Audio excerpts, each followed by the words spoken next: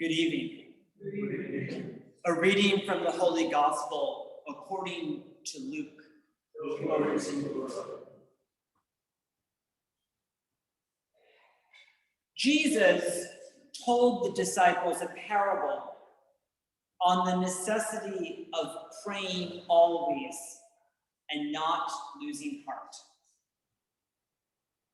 Once, there was a judge in a certain city who feared no one, not even God.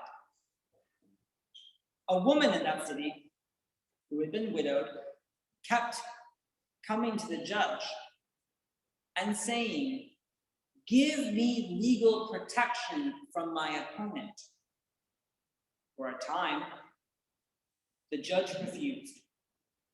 But finally, the judge thought, "I care little for God or people, but this woman will not leave me alone. I had better get her the protection she seeks, or she will keep coming and wear me out." Jesus said, "Listen to what this corrupt judge is saying. Will God not then do justice to the chosen who call out day and night? Will God delay long over them? I tell you, God will give them swift justice. But when the promised one comes, will faith be found anywhere on earth?" The good news of salvation.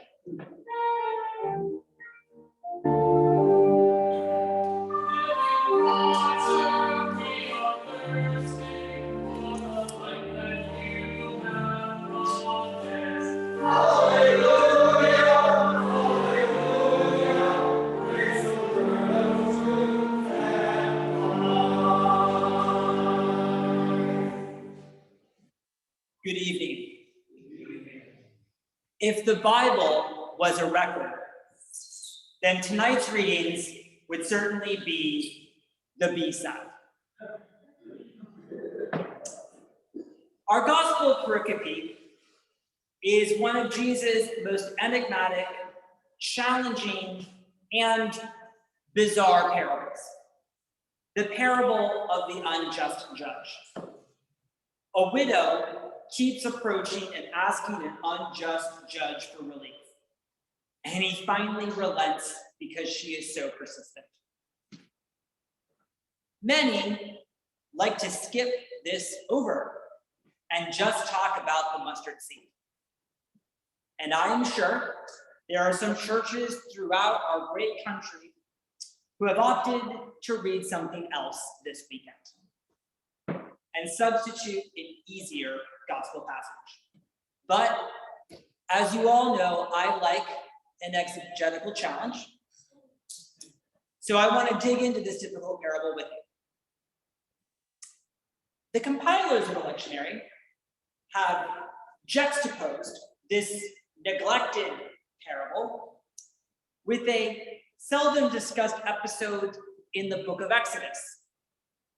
Moses lifts up his hands in prayer, and the Israeli army is successful in a fight against bandits. But as soon as Moses lowers his hands and stops praying, their enemies suddenly get the upper hand. In a nutshell, it's a story about the power of consistent prayer. And we rounded out our liturgy of the word tonight with an excerpt from the second letter of St. Paul to Timothy. This is said to be Paul's final letter, written from his jail cell in Rome right before his martyrdom. And the crux of the letter to Timothy is, Timothy, the writing is on the wall. I, Paul, am about to go. So don't give up on being a Christian when I am no longer around, and keep the faith. This letter to Timothy contains that very famous passage about fighting the good fight. Of course, I have a far less charismatic passage to preach on, which is about persistence.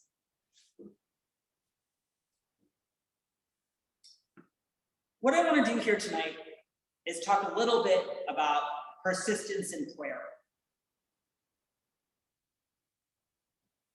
What is persistence? To persist is to continue firmly in a course of action, despite challenges, setbacks, or failures. Where in our lives is God calling us to persistently pray? All right, so the parable of the unjust judge is one of Jesus's most enigmatic parables. It is unique to the Gospel of Luke. We don't have it in the other Gospels. The parable's purpose, as Jesus explains, is to give us an unorthodox allegory for how to commit ourselves to praying more often. The parable involves two characters, a widow and a bad judge. In the time of Jesus, widows were often left with no means of support. If her deceased husband had money when she died, the widow didn't get it. Instead, her husband's family, usually her husband's brother, got the money. And then she was stuck under the brother's care. Most families didn't take good care of their dead brother's widow. Widows were often sold into slavery to settle debts. It was misogynist, it was cruel, it was wrong, but it kept happening. Many widows had to fight very hard and ask multiple times before they got anything from their families.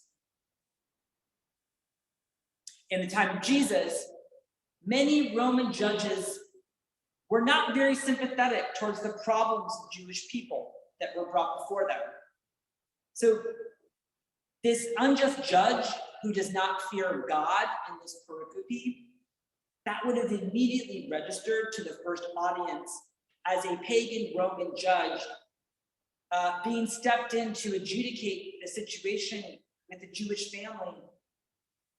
And he didn't really care about the outcome. So why is Jesus suggesting that the formula for a rich prayer life is to think of ourselves as first century widows? Why is Jesus inviting us to embrace being a widow who probably won't get what she wants right away? This seems to be pretty far away from the God of love, doesn't it? But Jesus is giving us a challenging metaphor to explore something. Let's be honest. Many of us do not pray enough. And the reason why we do not pray enough is because we haven't always gotten great results from prayer. But what is the point of prayer anyway? We're getting some new answers from a new branch of knowledge called, wait for it, neurotheology. It's a new branch. Basically, neurologists are scanning the brains of nuns who pray consistently. And the objective findings of these brain scans are startling. Prayer alters the structure of your brain. That's a scientific, empirical fact.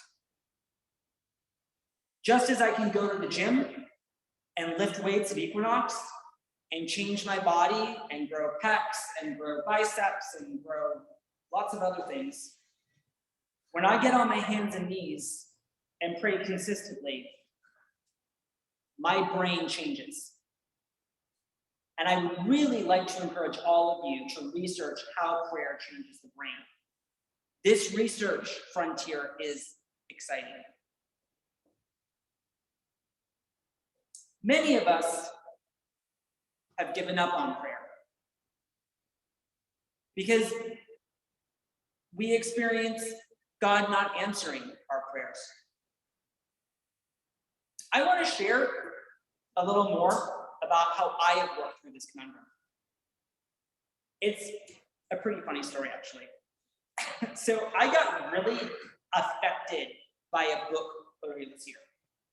I was sitting in Astor Hair, some of you may know that barbershop downtown, and I was reading a book on the wedding feast at Cana to prepare for a homily here at Dignity earlier this year. As many of you know, my tastes in books get very obscure. And this book was by an Eastern Orthodox scholar, George Koshy. He teaches at a small little Orthodox seminary in Amsterdam in the Netherlands. I don't expect any of you to know this book or to know who he is. But I read something in that book at the barbershop that changed my life, and it changed how I pray. And I want to share with you about it tonight.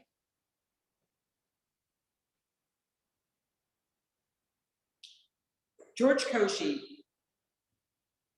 said we can really learn from Mary how to pray. Remember the wedding feast at Cana? Mary goes to Jesus and she simply says, "There is no wine." She doesn't suggest to Jesus how to solve the problem. She is wise enough to let Jesus decide how to solve the wine problem. And Koshy suggested that when we go to God in prayer, we can be like Mary. We can just name the problem and ask for help. It was one of the most profound points of clarification in my own spiritual journey. As the barber cut my hair and I saw it fall on the floor of the barbershop, I decided to let go of being angry at God for not solving my problems my way. I decided to start approaching God like Mary, to humbly tell God what was wrong, and to admit and commit to being open and curious about how God's presence can change the situation. Because very often, when we pray consistently, suddenly things can change, our vantage point can shift, and solutions that we might not first have anticipated can emerge. The experience of God as an unjust judge can be very real. But isn't it unfair when we approach God and say, "This is my problem, this is how I want you to fix it, so get on it, give me exactly what I want right now, wham, bam, thank you, ma'am." Doesn't really work. Our first reading is obscure, but I love it. Exodus 17 is a place in the narrative where the Jewish people are wandering the desert. It's after they're freed from Egypt, but we're not yet at Exodus 20 where the 10 Commandments are revealed. So it's this moment in the desert where the Jewish people are not yet clear on what their relationship with Yahweh is. Okay, and the Amalekites are a group of raiders. They were nomadic raiders who sought to rob the Israelites during a difficult journey in the desert. And so when Moses raises his hands, the Israeli soldiers begin to prevail in their skirmishes with the raiders. And as soon as Moses lowers his hands and stops praying, the bandits suddenly seize the advantage. So of course, Moses keeps his hands raised in prayer as long as possible. And eventually Aaron and Hur have to come over and help him keep his hands up until Joshua can finish the battle. Conflict is something that brings many of us to seek relief from God. But prayer can make us more resilient in the face of conflict. So just as I make this daily choice to sculpt my muscles at the gym, I can also make the choice to pray and meditate on a daily basis to sculpt my brain so that I can handle the challenges of life better. The mental effects of prayer last all day, even after we open our eyes.